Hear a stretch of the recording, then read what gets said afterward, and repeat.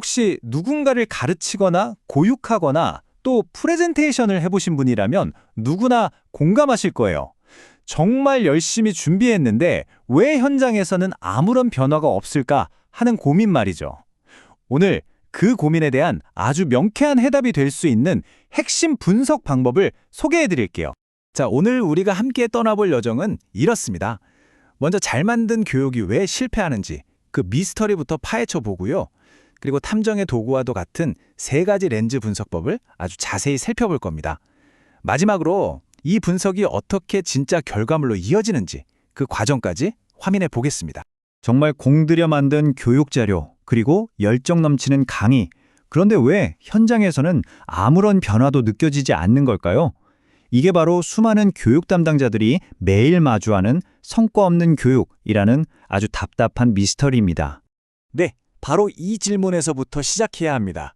도대체 왜 수많은 기업들이 막대한 비용과 시간을 쏟아붓는데도 교육의 효과는 마치 안개 속에 가려진 것처럼 희미하게만 보일까요?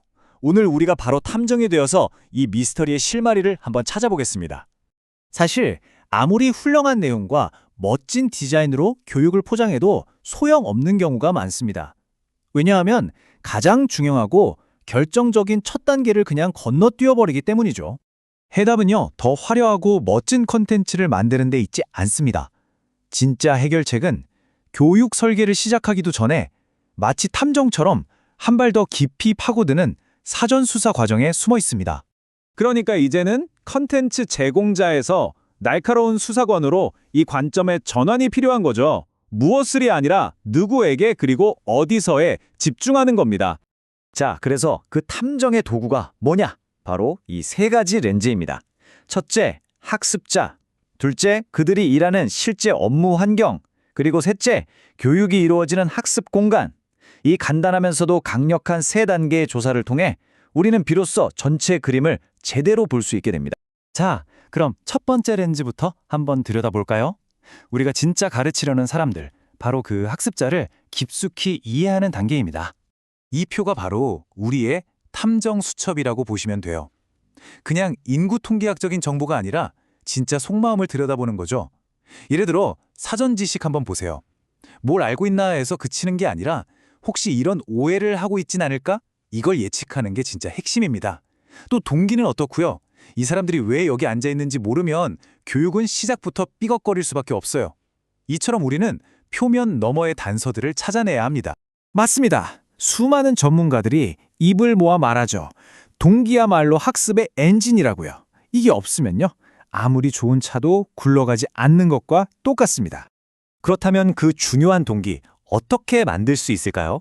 여기에 아주 훌륭한 설계도가 하나 있습니다. 바로 켈러의 ARCS 모델인데요. 먼저 흥미로운 이야기로 학습자의 주의, 어텐션을 확 끌고요. 다음으로 이게 당신 일과 직접적인 관련이 있다는 걸 느끼게 해줘야 합니다. 그리고 이 정도는 나도 할 수 있겠는데 하는 자신감, 컨피던스를 심어주고 마지막으로 배움을 통해 얻는 성취감, 즉 만족감, satisfaction을 느끼게 해주는 거죠. 결국 이 4가지 질문을 스스로에게 계속 던져보는 거예요. 어떻게 하면 더 흥미로울까? 이게 저 사람의 업무에 왜 중요할까? 바로 이 고민의 과정이 수동적인 구경꾼을 능동적인 학습자로 바꾸는 교육 설계의 진짜 시작점이라고 할 수 있습니다. 자, 이제 두 번째 렌즈로 넘어가 보겠습니다. 여기서는 새로 배운 지식이나 기술이 실제로 사용될 현장을 샅샅이 조사하는 단계입니다. 이 두 번째 렌즈의 체크리스트는 교육이 현실의 벽에 부딪혀 좌절하지 않도록 막아주는 아주 중요한 역할을 합니다. 특히 저기 관리자 지원 항목 한번 보실까요? 이게 정말 중요하거든요. 아무리 좋은 걸 배워와도 현장에서 관리자가 됐고 하던 대로 해 라고 말하면 끝이잖아요. 이처럼 교육 내용이 현장에서 살아남을지 아니면 금세 잊혀질지를 결정하는 결정적인 단서들이 바로 여기에 숨어 있습니다. 그러니까 핵심은 이거예요. 교육 내용이 현장으로 이어지는 건 기적이 아니라는 거죠. 관리자의 지원과 현장의 자원, 이 2가지가 맞아떨어져야만 일어나는 아주 논리적인 결과라는 겁니다. 자, 이제 드디어 마지막 3번째 렌즈입니다. 여기서는 학습이 실제로 일어나는 그 환경 자체를 들여다봅니다. 마지막 렌즈는 학습이 일어나는 공간 그 자체를 분석합니다. 여기서 키워드는 충실도예요. 이게 뭐냐면 실제 업무 환경이랑 얼마나 비슷하게 만들었냐는 거죠. 예를 들어 새로운 소프트웨어 교육을 하는데 강의실 컴퓨터에 그 프로그램이 안 깔려 있다면 말이 안 되잖아요.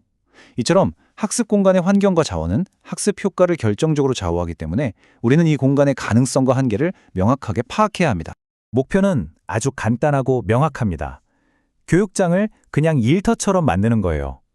학습 환경이 실제 업무 환경을 더 많이 닮을수록 새로 배운 기술이 성공적으로 현장에 안착할 확률은 정말 기하급수적으로 높아집니다. 자, 그럼 이 세 가지 렌즈 분석이 실제로는 어떤 마법을 부리는지 구체적인 사례를 통해 한번 보시죠. 여기 한 그룹의 리더십 교육 프로그램이 있었습니다. 교육 만족도 평가는 나쁘지 않았어요. 그런데 이상하게도 교육이 끝나고 현장에 돌아간 리더들의 행동에는 아무런 변화가 없었죠. 바로 이 막막한 상황에서 우리의 탐정이 투입됩니다. 이 표를 보시면 그 차이가 정말 극명하게 드러납니다. 왼쪽은 분석 없이 그냥 추측한 거예요. 리더십 이론이 필요할 거야.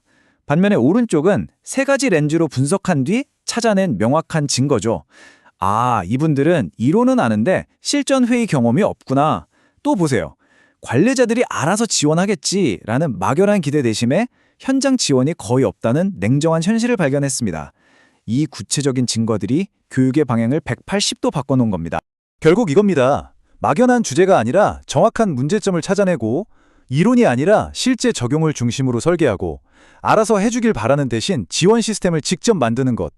이 탐정 같은 분석이야말로 교육을 단순한 비용에서 진짜 투자로 만드는 결정적인 열쇠입니다. 자, 오늘 이야기를 마무리하면서 여러분께 이 탐정의 질문을 꼭 드리고 싶습니다. 여러분이 가르치려는 그 사람들에 대해 여러분이 아직 모르고 있는 가장 중요한 사실은 과연 무엇일까요? 그 답을 찾는 여정이 바로 모든 변화의 진짜 시작일 겁니다.